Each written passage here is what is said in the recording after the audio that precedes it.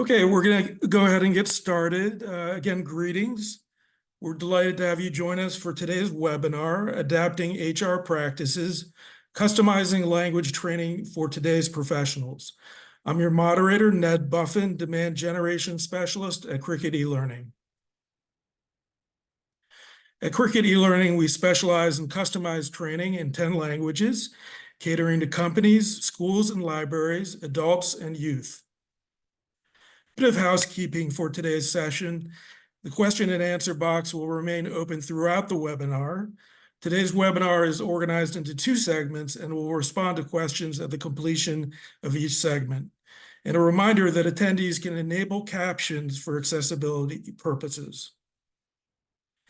Our panelists today will be Felipe G. Cofiño and Dr. Xiomara Rivera-Pagan.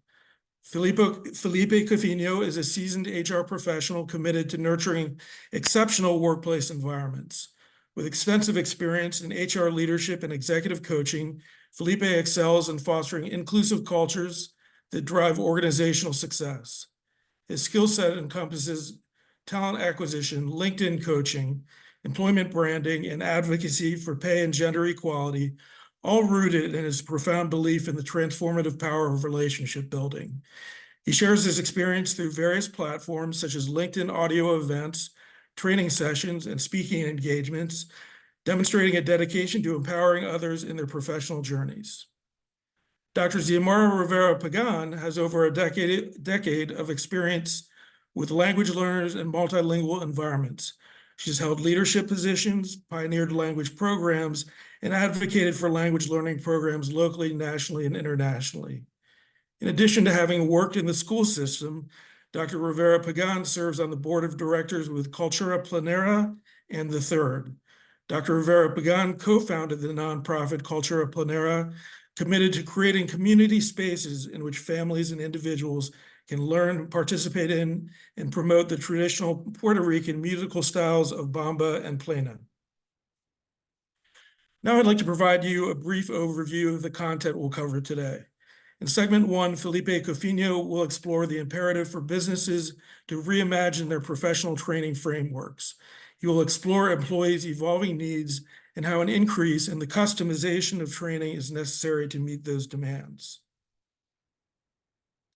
Following that, Dr. Rivera-Pagan will share valuable insights drawn from the corporate language training domain. She will showcase cases where Cricket eLearning has successfully addressed students' demand for personalized learning experiences. The primary objective of this webinar is to inform you of the crucial measures organizations must adopt to meet the evolving needs of professionals.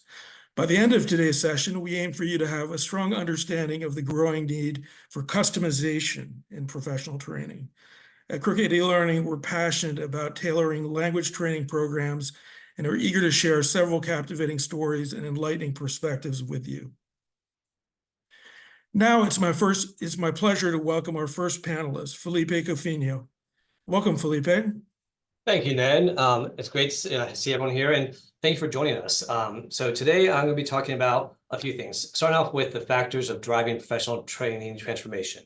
The reality is the internet has been something that has opened doors for so many of us over the last few decades. And with the global talent pool of professional trainers available to us, it's something that we would lose out if we didn't look into the opportunities of this amazing talent pool. In addition to that, another thing that's been driving training transformation has been the flexibility in setting and time location. The reality is that we have so much more flexibility than we have in the past. We have the ability to work when the time fits for us in the evenings and the mornings, but having that flexibility not only helps with retaining that information, but also helps with getting people to attend the training. And then integration of multimedia content into training is a huge factor. We have so many tools at our disposal with multimedia, and when we use it, it allows people to do it in a way that's flexible for them. It's relevant with technology that they have today, and all these things are definitely driving this training transformation. Another thing, the pandemic. That was a game changer for all of us. It opened up doors of working hybrid, working remote. Pandora's box is open now. It can't be closed. The percentage of workforce working from home, all or most of the time, increased from 10% all the way to 28% just from 2019 to 2023. That's a significant. Anyone that does stats knows that 28% is more than a significant change. So what are we doing with that? The widespread use of virtual meetings today. We're on Zoom right now. We have Teams. It's how people do business. It's just the reality of the world. Why spend the extra money traveling and hotel stays when you have this flexibility? There are times when we need to be together, absolutely, and it's beneficial, but it doesn't have to be all the time. And then the usage of these platforms grew by 62% during COVID, just during the pandemic. And so imagine that 62% of people started using video platforms. That's huge. That's more than half the population. So it definitely is something that we have to look at. Other things are time constraints of the modern employee. People are busy. They have a lot of things going on. They are doing 2 jobs. They have school. They have, obligations in the home. The need for flexibility in training schedules is a must. 57.9% of the workers are working on some sort of flexible schedule. We have to understand that learners learn at different rates, different ways. Some people learn better in the morning, in the afternoon, in the evening. Some learn better looking at paper. Some want to be visual. It really is something that we have to understand, that there's a lot of different needs. And if we are customizing the training for this, it's going to help them learn better. Having training at radio times is only going to increase the impact you have. Now, the arrival of personalized products and services. 80% of consumers are more likely to do business with a company if it offers personalized experiences.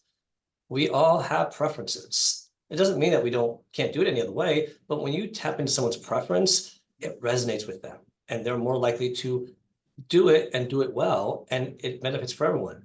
Moving away from the mass training, for those of you that remember, 8 hours a day in a training class, listening to someone lecture, it's not really helpful. It doesn't help them retain the information.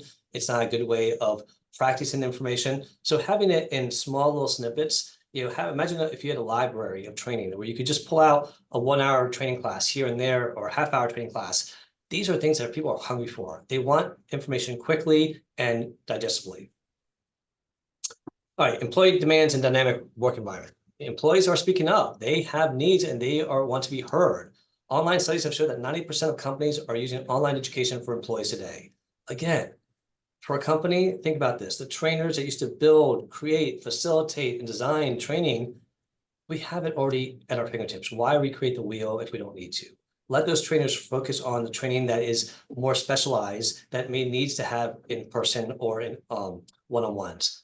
The online education platforms are robust. They have so much data, so much information, and they're digestible because they're smaller increments. Eliminating that time and place restrictions is a game changer for people if they want to be effective in what they're producing, but also having the attendance and people come and absorb the information.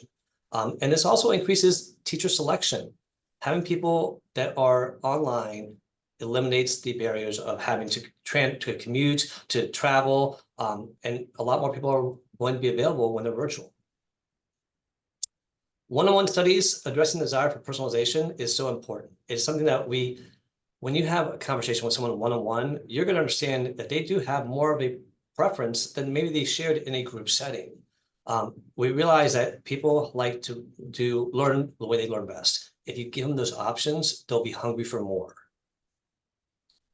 Flexible scheduling, accommodating the schedules. Look, if it's online classes that people need to take, why are we going to make it a battle out of having them do it on a certain time period? Give them that flexibility, because when there's times when you don't have that flexibility, you want them to be respectful. And honestly, it's a respect of your time as well. For us to be able to deliver quality training, think about what can be done at their schedules. What can be done when it's working best for them? People have obligations with children, with aging parents, with second jobs. Just because it works for you, it doesn't mean it's going to work for them. So have options and be open. Asynchronous learning tools, we have so many at our disposal. There's so many options here, and it's an opportunity for people to have devices, tools at their fingertips. People are sitting down at a location waiting for a ride or an Uber, and they have a half hour to kill. If they can pull up a training class on their phone for half an hour, why not? That's going to be more beneficial than half hour on a social media platform, probably. But the reality is that some social media platforms are providing training. LinkedIn provides LinkedIn Learning. There are so many tools out there, learning tools, LMS systems. There's gamification. Gamification, if you want to learn and get people to resonate with something that they like, gamification is a great tool. It allows people to have fun while they learn. They are able to retain it more often. And a lot of these gamification tools allow you to track their progress. You can see if they're continuously learning, or you can see if they're stuck and they're not progressing, they might need a refresh or additional learning. So these asynchronous tools, not only are they beneficial and convenient for them, but they can provide a lot of data for us to help us customize the training for the future. Sector-specific course content. This is the demand for personalized practical applications. There's different areas of the workplace that have very specific needs. Some are so specific that nobody in the company can train to it. They have to seek for training outside. These demands for this personal stuff is something that when we don't recognize the individual needs of our staff, we are missing out on hearing their needs as an individual. We can't do everything for the masses. The masses are not going to please everyone. So having the flexibility for those that maybe you don't know what they need, but the ones that have that specific need for their course or certification, their ongoing career advancement, these are areas that we need to have those sector-specific ones, whether they're in-house or they're outside. Now, essential steps for effective training. Okay, we can say all this, but if it's not effective in how you deliver it, it's not going to work. So collaboration with online training providers is key. We don't need to do it all ourselves anymore. We have partners out there that have tools, that can provide it. Look at the educational partners that you have in your community that can tap into this. Cricut has so many e-learning tools that they offer. Why not look at what's available to you and what your needs are? Providing those global talent pools of teachers is another option that a lot of these places will offer. When you have a pool of teachers that are hungry and want to give back and want to teach and want to help provide ongoing education, that's exciting. It's something that they have a passion for it. But also the ability to study at a flexible time and locations. If you want it to be effective, you're going to give that flexibility, and you're going to see how many people are going to probably appreciate it and also retain it. And then incorporating the multimedia elements, again, it's the way of the future. You don't want to be a dinosaur and get left behind. Then you got to stay on top of trends and make sure that you're learning how to use these new tools so that your teams and your employees can benefit from it. And then the insistence on individualized courses alongside group courses for a comprehensive approach. Again, there are benefits of group courses. You have questions that are asked by other individuals in that setting, and it's wonderful. But like I said earlier, that individualized, customized courses, if you're truly assessing the needs of the individuals, you're going to find out, wow, there is a need for this. And if there's a need for one, chances are in the future, there's going to be others that have that special or individualized need. But having these courses that are going to help them in their career, in their work, and they're helping them grow the company, help them bring in revenue maybe. You don't know what these courses can provide, but there's so many courses for employees and for the children. And in education, there's so many opportunities for us to really provide individualized training or courses for people that meets the needs they have in their life, their education, and their career. And then partnership with customer-centric training firms. If you are partnering with a training firm, make sure that they understand and they match the values that you have, that they match the mission that you're trying to achieve.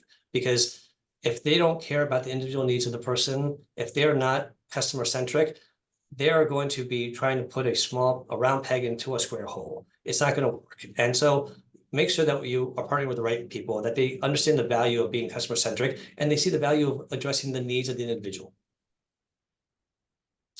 And then inclusion of asynchronous learning tools. It really is going to be complement real-time training. It's something that, you have that opportunity for the people to do it when it works for them. And realistically, the training will probably get completed more quicker than it would have been if you try to do it in a group setting. So having these tools available for people to do it when it works best for their schedule and in their learning style is really crucial.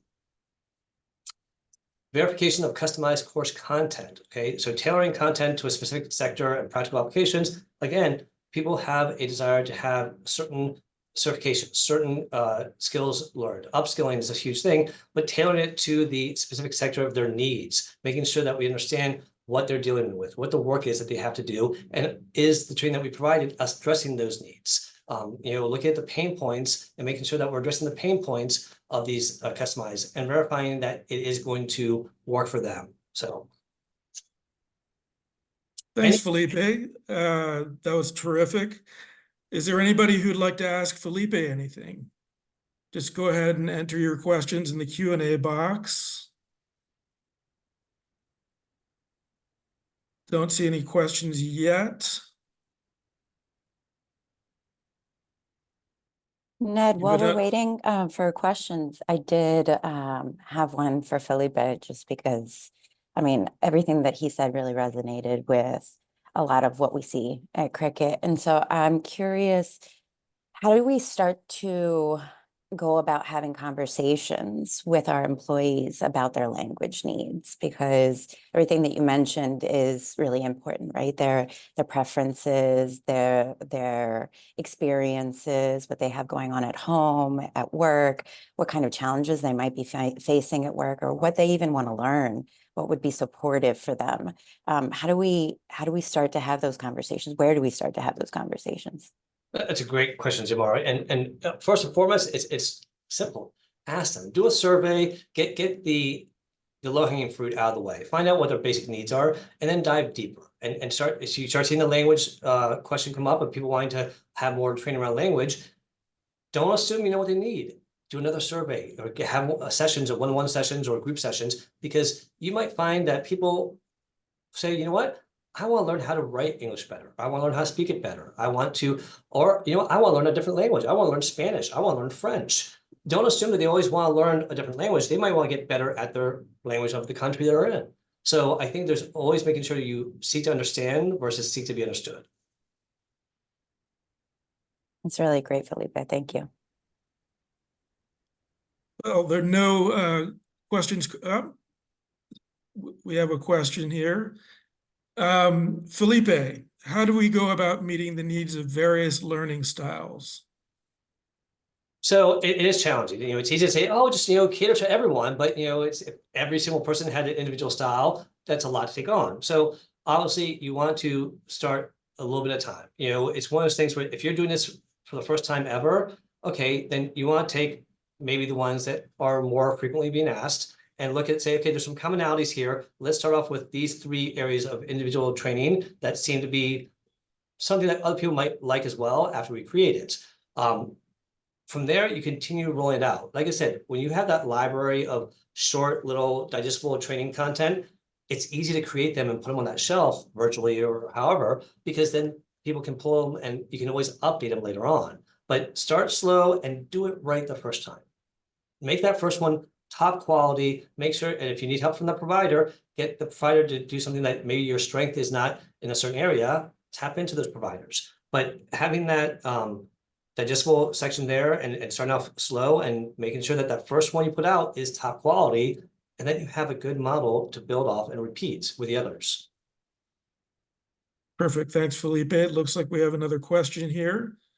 Oh, it was just a thanks for answering the question.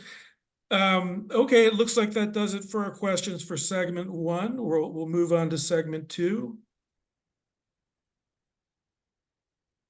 I'm delighted to welcome Dr. Xiomara Rivera-Pagan as our next guest speaker. Welcome, Xiomara.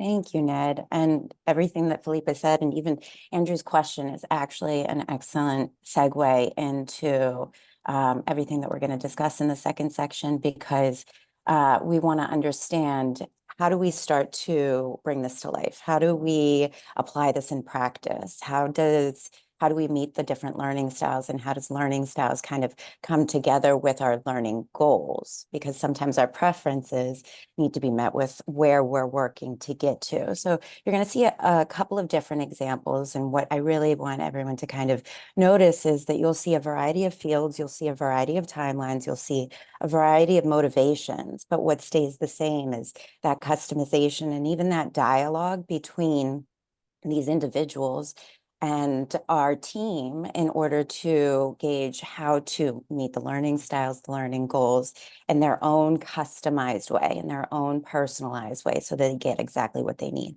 So the first example that we have is Enchante, and we worked with them for almost 2 years, and they were learning Spanish, and they were working to communicate more effectively within their team. And so they're a supplier of home products and lighting, kitchen and bath.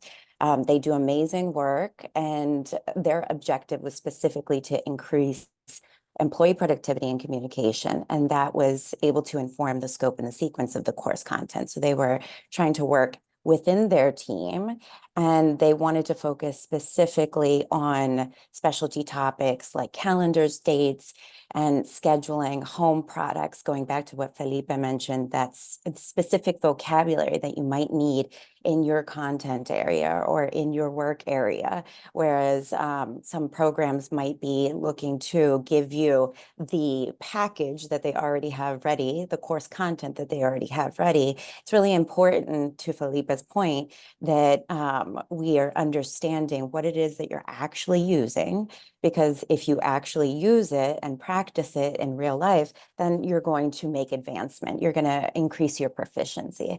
And then also small talk and slang, because part of what they were seeking to do was to connect professionally as well as socially. And so that was able to give us a rating program of 10 out of 10, and they saw a good amount of success from that. Additionally, we have City Harvest. City Harvest has an amazing mission. We were able to work with them for a little over 2 years. Again, learning Spanish. They are a nonprofit that is focused on providing food to food pantries and soup kitchens across New York City. New York City, one of the most multilingual cities in the world. And they saw that they had a need in order for their employees to communicate more effectively with their community, the community that they were serving. Which is amazing, because they understood that in order for them to get into that space and truly serve and be a part of that mission, that they needed to advance their language ability and meet the community where they were at. And so their objective was to improve the staff's ability to connect with the members of the community that they served. And so the course content was customized accordingly. And we focused specifically on content that was associated with food, with connecting with the community. And we had scenario-based lesson plans that were specifically focused on practicing the language. And so they had specific scenarios or specific areas that they were constantly repeating. And it was beyond just learning vocabulary, but they wanted certain context to be covered, and they wanted it to be covered in a culturally appropriate and linguistically appropriate way. And so they brought those needs into the classroom and had those conversations focused around that. And speaking and listening was specifically very important to them, right? Because if they're in the field, they're having these conversations, then it is important for them to maximize their learning time by having it focus on those two areas of language learning, right? And so they gave the program a 9.3 out of 10, because they were able to really hone in on what they needed, get what they needed for a little over 2 years, and then go into the field and actually practice it, which was amazing. We're really honored to be a part of their mission. Another example is we had players from the NBA, and we worked with them for about 4 months, and their objective was specifically, they had English ability, but they also wanted to increase their English ability or English proficiency, specifically in an interview setting. And so those players wanted not only the scenario-based practice, but they also specified that they wanted specific teachers with specific backgrounds. And so this was something that we were really excited to tailor for them, right? It means a lot, and there's a lot of benefit for students to bridge the language. What that means very simply is just to use what they know in their home language in order to gain proficiency in a new language. And so we were able to couple up these teachers and these students in a way that was able to use all of the assets and the resources and all of their language ability in their home language in order to advance a little bit more quickly and a little bit more directly their English speaking ability, for them to, in a very short amount of time, meet their language goals. And the teaching was tailored to them. It was one-on-one attention. It directly supported their learning goals.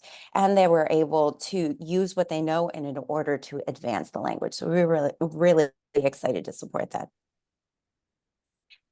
Chin-GYN is another great example, one-on-one instruction of where the organization saw a need in their community, saw an opportunity for their employees to advance their language ability in order to connect with the community. And so we worked with them so far about 15 months, but it's ongoing because they're doing amazing work. They're seeing growth. And so they're continuing to work, but they are a medical institution that provides women's health services. And they have unique roles. So they have individuals who are in the front office. They have individuals who work specifically with medical vocabulary, but their objective was to improve their ability to build stronger relationships with the clients, since they service a high population of Spanish-speaking migrant farm workers. And so, like I mentioned, they had different professional roles like nursing, reception, front desk, phone services, and each of those individual areas have different scenarios, have different vocabulary, have different opportunities to connect, and different Spanish-speaking needs. And for that, we basically have tailored the instruction in those one-on-one sessions in order for those students to maybe have more specific medical terminology, versus maybe some of the front desk individuals might have more greetings and salutations. They have other phrases that they're practicing. And so that tailored instruction plus individualized attention has made it so that we've had a really amazing relationship, and they've been able to reinforce their unique and tailored experience for their customers and their community. Scopely. Scopely is a very innovative company. They work on game design and development, and they have part of their company that's located on the west coast of the United States, and part of it that's located in Barcelona. And so they were looking for Spanish group classes, but they were also looking for a bit of tailored instruction in terms of linguistic variety of Catalan. And so we were able to find one of our teachers who did a really great job of teaching these group lessons. And to Felipe's point about having a lot of different people with different schedules and coming together for either individualized attention or maybe group lessons, because a lot of us learn really well in group scenarios where we're able to speak with other individuals, and not only speak with other individuals, but speak with our colleagues on that specific vocabulary that we'll be practicing. So their objective was group lessons for team members to learn Spanish for professional development and staff connections.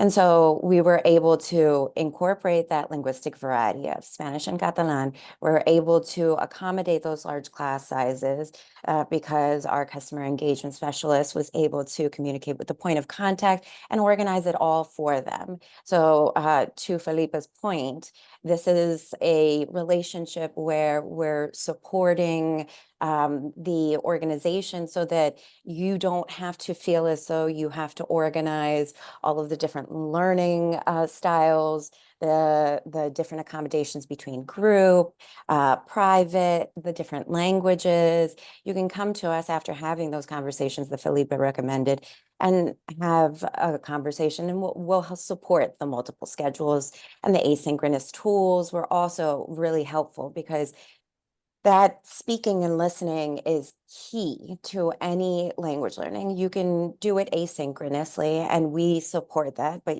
you also have to have those moments of live instruction. And so an excellent example of that, and thank you, Ned, for the transition, is E&J Gallo Winery. They understood that their employees were were on a tight schedule. They had diverse schedules. And even after many conversations, they really wanted that asynchronous learning tool. That was just going to be the best fit for their team. And so after about a year and still ongoing, they decided that they wanted language instruction with asynchronous learning tools. But what we did to accommodate that live instruction is that we also added in a couple of live instruction hours. So the majority of the time, the individuals were working independently on their asynchronous learning tools. They were on their own time, they were on their own schedule. But when they found pockets here and there, in order to connect with a teacher, we added time for them to connect with the teachers in order to practice their speaking, their listening, because we all know that it's one thing to learn a language independently, but it's a whole nother thing when you get face-to-face with someone and you're put on the spot, and it's almost like that language leaves your brain. And so part of that language learning practice that we are really proud of is everything that we mentioned, the customization, the asynchronous resources, the different timelines of instruction, but also we really encourage that live instruction because that is where you get all the butterflies out of your stomach and you get to actually practice hearing someone else and trying again. And you also get that reinforcement of linguistic varieties because you might say something in a pronunciation that the teacher can clarify, well, that's amazing, you've done a great job, and they actually pronounce it like this in this country, or this in this country, or the way that you say it is beautiful and it's understandable. But sometimes when you're independent or when you're using an asynchronous tool, it might correct you, when the reality is that someone who understands the language would understand you just fine. So all of those different elements, I think, come together in a customized experience that really makes you not only successful as a language learner, but confident as a language learner. So this is exactly what I mentioned about 5 hours of live instruction. And we're really excited to continue either answering any of the questions about any of our success stories or helping you in order to kind of envision what it would look like practically for your team or ask any questions. Great, thank you, Xiomara. Is there anyone who'd like to ask Xiomara a question? Well, Nick, while we're waiting for questions, I have a quick question. So, first of all, I totally agree with you about the practice because we can practice with a learning tool, but it's not going to tell us, oh no, that's not the right word. That means something totally different. So, and practice makes perfect. Let's be realistic. Because the conversational part is what we ideally want to get to. But I gotta imagine, and I don't know if you have data around this, but with all this approach to the learning. I can imagine that these companies that you just shared with us benefited from multiple ways. They benefited from their employees growing and learning and also being more loyal to attracting other people to the company because they are doing investing in their employees' growth and learning. But also, I gotta imagine the reputation of the company improved and also hopefully got more clients because of it. And it's something I think that it's like a win-win for everyone involved when you take this approach because it really does help out everyone. But I don't know if you have any feedback from those that you've helped along those lines.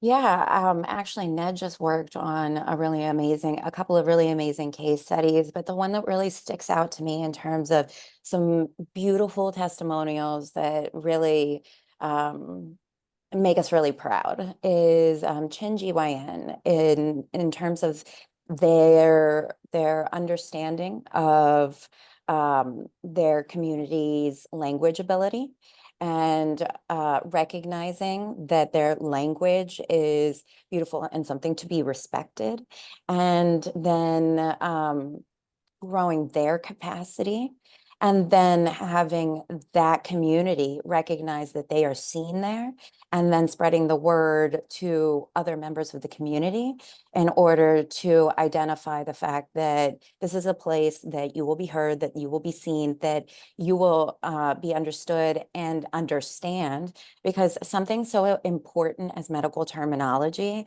is something that you really want to make sure that you're going somewhere that they're going to understand you and you're going to understand them, so that you can stay healthy, stay well. And so that word of mouth has been really key in terms of their success with bringing new customers.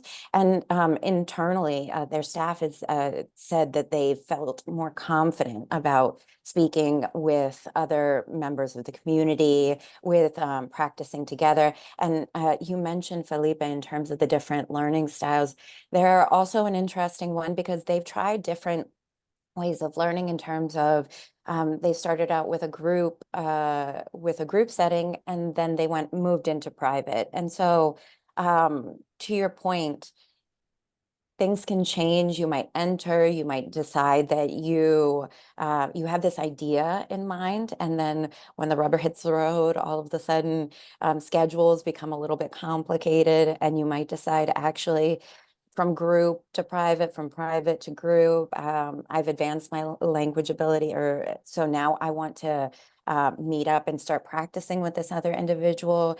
And that change and that dynamic ability to kind of modify your learning has been really key to that collaboration with them.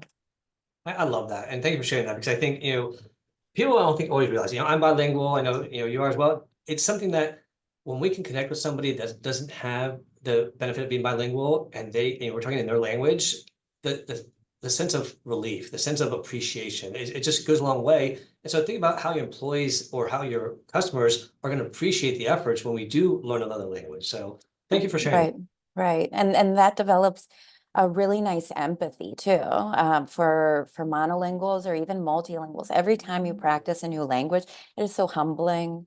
But it is really exciting when you are able to make that connection, like you said, Felipe, and see someone connect with you in a different way, because each language has its own ability to just amplify your world. So beautifully put. Great. Are there any more questions for Xiomara? Looks like there aren't. Okay, it appears we're done with our questions.